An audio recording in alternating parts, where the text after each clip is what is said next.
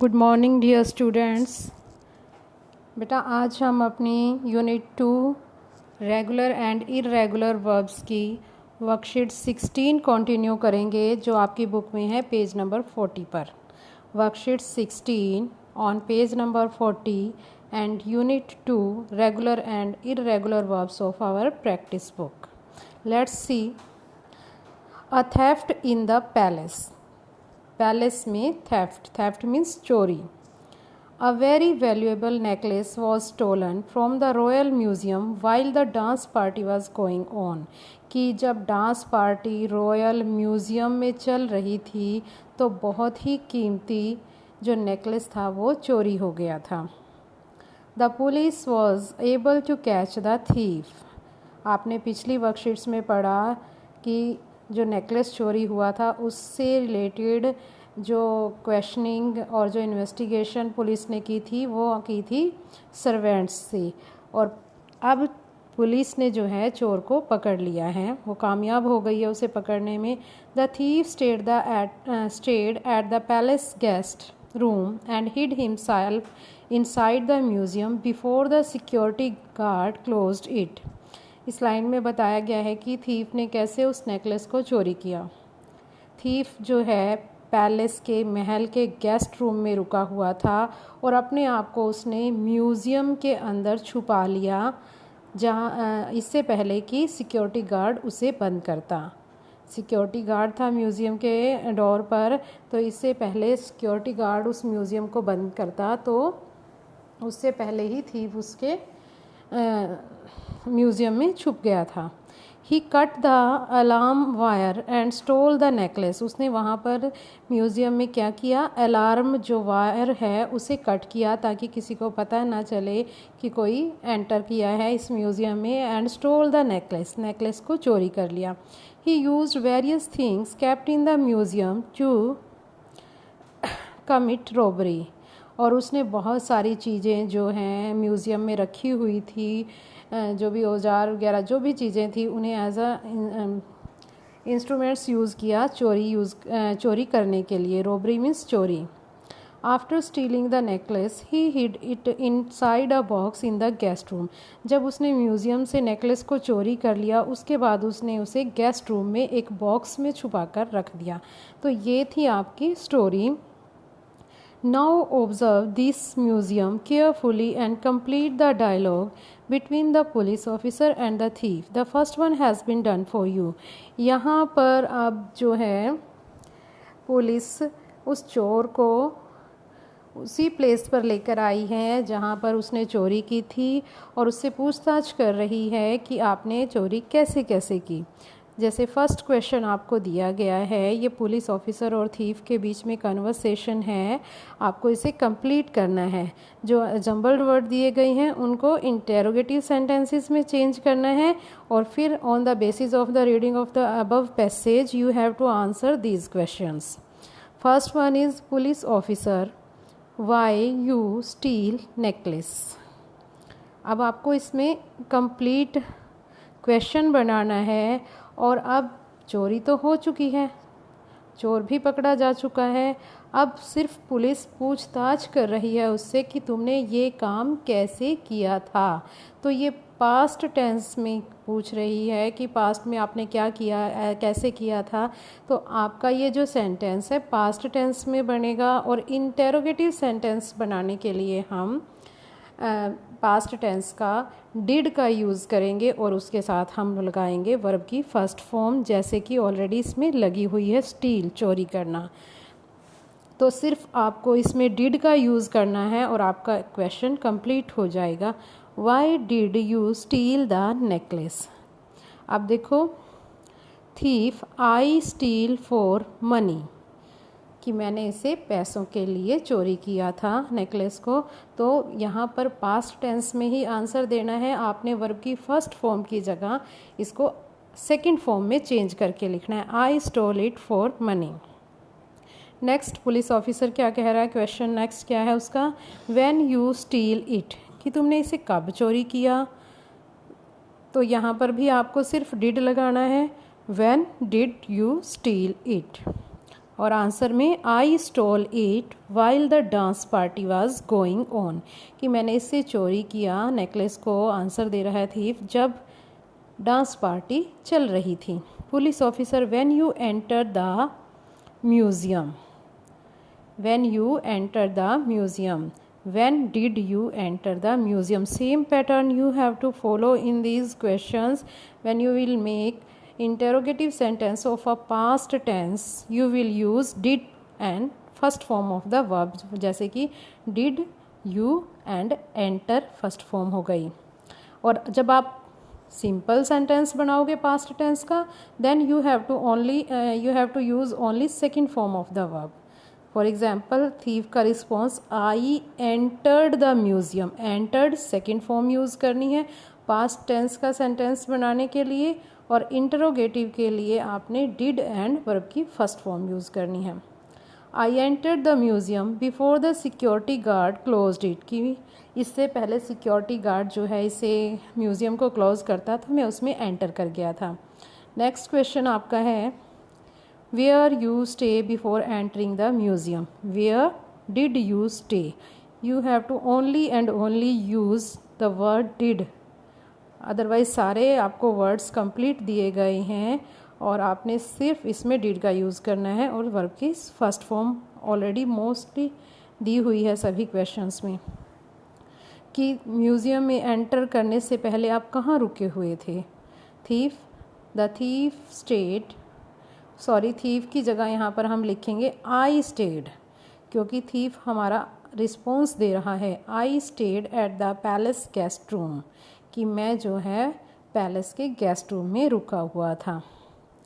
Police officer where you do what you do before stealing the necklace, कि necklace को चोरी करने से पहले आपने क्या किया।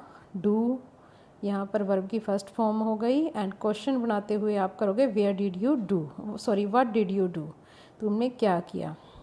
I cut the alarm wire, ये सारे आंसर्स हमें उस पैसेज में जो हमने रीड किया है मिल चुके हैं, तो आपको सिर्फ ये पैटर्न फॉलो करना है। अब आई कट, कट यहाँ पर ये सेकंड फॉर्म है, क्योंकि कट की तीनों फॉर्म सेम होती हैं, तो यहाँ पर cut cut cut second as a second form use हुआ है ये word. Police officer where you hide the necklace, then again you have to use only the word did, where did you hide the necklace. अब I hide की जगह बन जाएगा hide, simple positive sentence बनाते हुए पास्ट टेंस का second form, और hide की सेकंड फॉर्म होगी हिड और थर्ड फॉर्म होगी हिडन, तो यहाँ पर हम यूज़ करेंगे hid. I hid it inside a box in the guest room. Next worksheet 17, read the following extract from the best birthday my English reader class 6, put all the regular verbs in the box and all the irregular verbs in circle. बेटा आपने first unit I think read कर ली है, ये holiday homework में मैंने आपको दी थी और उसकी वीडियोस भी सेंड की थी। तो उसमें एक बेस्ट बर्थडे, जो लड़का होता है उसे अपने फ्रेंड्स से गिफ्ट मिलते हैं और उसके मदर और फादर नहीं होते, तो उस लेसन में से ये एक्सट्रैक्ट लिया हुआ है पैसेज। आपको इस पैसेज में से रेगुलर एंड इरेगुलर वर्ब्स को अलग अलग करके सर्कल्स में लिखना है, जैसे regular verbs, irregular verbs. Harry नाम था उस बच्चे का। Harry studied in the Hogwarts school of witchcraft, he was a wizard just like his parents who had died when he was just a year old, कि जो Harry है Hogwarts के witchcraft जादूगर वाले स्कूल में जहाँ पर विचक्राफ्ट की स्टडी होती थी वहाँ पर पढ़ाई करता था। और इसमें आपको वर्ब्स कैसे फाउंड करनी है, एक्शन वर्ड्स, जिस वर्ड से एक्शन का पता चल रहा हो, स्टडीड करना, पढ़ाई की। And he was a lizard just like who had died. The Dursleys were also called muggles in the wizard world. They did not believe in magic. डर्सलेज जो थे उनको विजार्ड वर्ड में मगल्स कहा जाता था and they did not believe in magic, वो magic में believe नहीं करते थे। Harry stood at the window looking out for his pet owl, कि जो हैरी है वो विंडो के पास खड़ा था और अपने पेट आउल के लिए देख रहा था कि वो कब आएगा। सडनली हेडविग, हेडविग उसके पेट आउल का नाम है, आपने पढ़ा होगा। Suddenly he spotted 3 owls coming towards him. They carried 1 packet each, tied to their feet. Harry recognized the first owl, Errol. First जो आउल हैरी के पास आया उसने उसे पहचान लिया, वो एरोल था। उसके फ्रेंड का जो आउल था उसका नाम है ये। It had brought him a packet from his best friend Ron, Ron के आउल का नाम एरोल था। Harry open his first birthday card and started reading it. तो यहाँ पर बेटा कौन कौन सी वर्ब्स आई हैं, जैसे studied, study first form, Y को काट कर आई ई डी, तो ई डी वाली जो वर्ब्स हैं हम रेगुलर वर्ब्स में लिखेंगे, और जो हमारी ये इरेगुलर वर्ब्स हैं जैसे did, do, did, done, stand, stood, stood, buy, bought, bought, sorry bring, bought, bring, brought, brought. ठीक है, तो ये रेगुलर और इरेगुलर वर्ब्स को ऐसे हमें अलग करके लिखना है। Next do it your self है हमारी, ये एक्सट्रैक्ट आपको दिया गया है, इसमें कुछ एरर्स हैं। You have to underline the errors and correct the sentence and you have to write the correct word in the space given in front of the sentences. For example, while a Gothard man was tending his goats in a pasture, he sees a number of wild goats mingle with his flock. कि जब एक गोथर्ड man, तो यहाँ पर ये गोथर्ड man गलत है, गोथर्ड होता है ये जो अपनी भेड़ बकरियों को चराता है, उसे हम बोलेंगे गोथर्ड। गोथर्ड्स मैन रॉन्ग वर्ड है। Was standing his goats in a pasture, he सीज़ा, कि जब वो अपनी गोट्स को चरा रहा था तो वो बहुत सारी जंगली गोट्स को देखता है जो उसके फ्लॉक, जो उसकी भेड़ों का, बकरियों का ग्रुप होता है, उसके साथ मिक्सअप हो जाती हैं।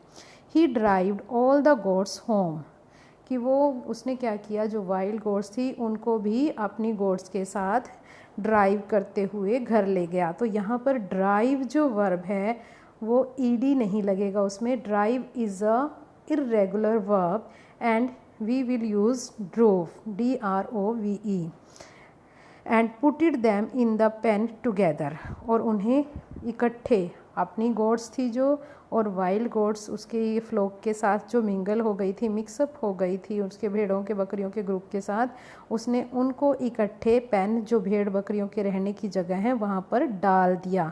Putted, putted is also a wrong word, it's second form put, put, put, तीनों फॉर्म वर्ब पुट की सेम रहेंगी, तो यहाँ पर पुटेड रॉन्ग वर्ड है, हम इसे अंडरलाइन करेंगे और प्रॉपर वर्ब जो है सामने लिखेंगे।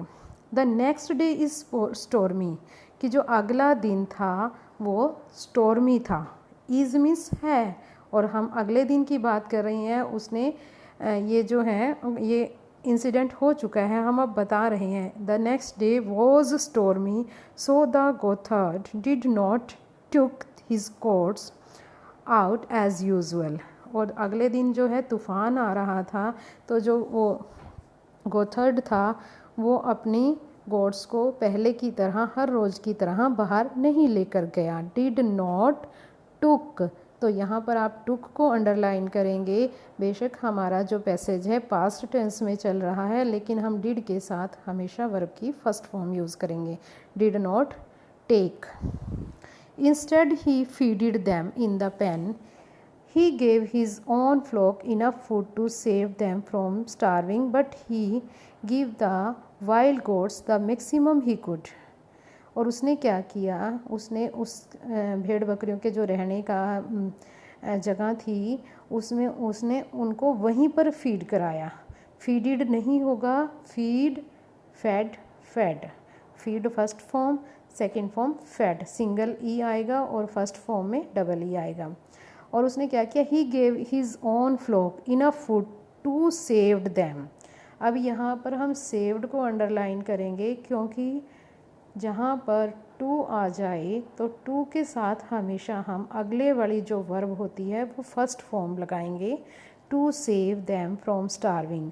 उसने क्या किया कि जो अपनी भेड़ें थी उनको तो उसने इनफ फूड दिया कि जितना उसे भूख ना लगे, बट ही गिव की जगह आ जाएगा गेव सेकेंड फॉर्म, और थर्ड होती है गिवन, गिव फर्स्ट और फर्स्ट की जगह आएगी second. He gave the wild goats the maximum he could, और उसने जो वाइल्ड गोट्स को वो लेकर आया था घर, उनको बहुत ज़्यादा खाना दिया ताकि वो भर पेट और बड़े इन्जॉय के साथ खा सकें। He wanted them to stay and he thinked नहीं thought. It's also an irregular verb. इसमें सारी हमारी ये इरेगुलर वर्ब्स यूज़ हुई हैं और ईडी से एंड ना होकर ये बिल्कुल चेंज हो जाएंगी। He wanted them to stay, और वो चाहता था कि वो जो वाइल्ड गोट्स थी वो उसके पास ही रुक जाएं, और उसने सोचा that if he fed them well they wouldn't leave नहीं आएगा, they would not leave. Would जो है, वुड के साथ हम वर्ब की फर्स्ट फॉर्म यूज़ करेंगे।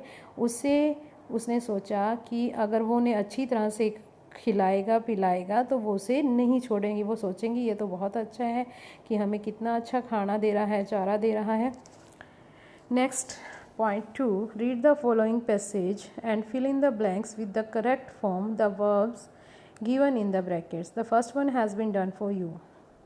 अब ये पैसेज देखो, ये भी इसी ऊपर वाले से ही रिलेटेड है। When the weather improved, improve की जगह इम्प्रूव, कि जब वेदर इम्प्रूव हुआ, थोड़ा ठीक हुआ, द गोथर्ड लीड नहीं led all the goats to the pasture, और वो सभी गोट्स को पास्चराइजेशन के लिए वहाँ पर चराने के लिए लेकर गया। But when they reached the open field the wild goats broke away from the flock, लेकिन जब वो फील्ड में पहुंची तो वाइल्ड गोट्स थी ब्रोक अवे, ब्रेक अवे का हो जाएगा second form, broke away from the flock, जो फ्लॉक भेड़ों का ग्रुप था उससे अलग हो गई, एंड स्कैम्पर्ड ऑफ, और धीरे धीरे बिल्कुल दिखना बंद हो गई, इधर उधर बिखर गई। पहले तो वो धीरे धीरे भेड़ों से अलग हुई वाइल्ड गोट्स जो थी, और फिर बिल्कुल दिखना बंद हो गई, मतलब भाग गई वहाँ से।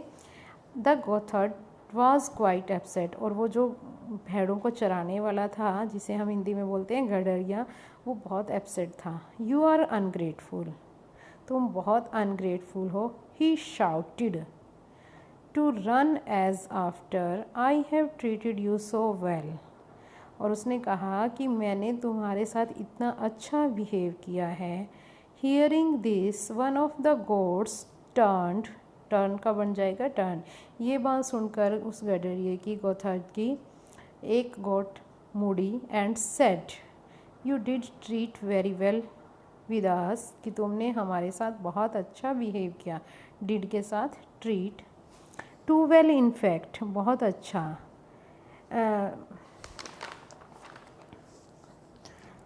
that put us on and that put us on guard. If you treat newcomers like us so much better than your flock, then what would happen if another herd of wild goats arrived? अब वो कहते हैं कि हाँ आपने हमारे साथ बहुत अच्छा बिहेव किया, लेकिन अगर आप न्यू कमर्स के साथ, नया जो भी भेड़ बकरियों का ग्रुप आता है उसके साथ इतना अच्छा बिहेव करते हो देन यूर ओन फ्लॉक, अपनी भेड़ों के मुकाबले में, तो तब क्या होगा, जब हमारे आने के बाद एक और नया ग्रुप आपको भेड़ों का मिल जाएगा तो तुम हमारे साथ भी ऐसा ही व्यवहार करना शुरू कर दोगे जैसा तुमने अब अपनी भेड़ों के साथ किया कि उन्हें तो कम खाना दिया और हमें ज़्यादा। लेकिन अगर आपको एक और ग्रुप या कुछ भेड़ें और मिल जाएं तो फिर आप उनकी केयर ज़्यादा करोगे और हमारी बिल्कुल नहीं करोगे, and we would be neglected in favour of the newcomers, और हम जो हैं नए आने वाली भेड़ों के बदले में निगलेक्ट, अनदेखा कर दिया जाएगा हमें भी। तो इसलिए जब तुमने अपनी ही भेड़ों के साथ अच्छा बिहेव नहीं किया तो तुम दूसरों के साथ क्या करोगे। तो ये थी story. I hope it's clear to you, and now your unit 2 is complete, regular and irregular verbs. Thanks. Have a nice day.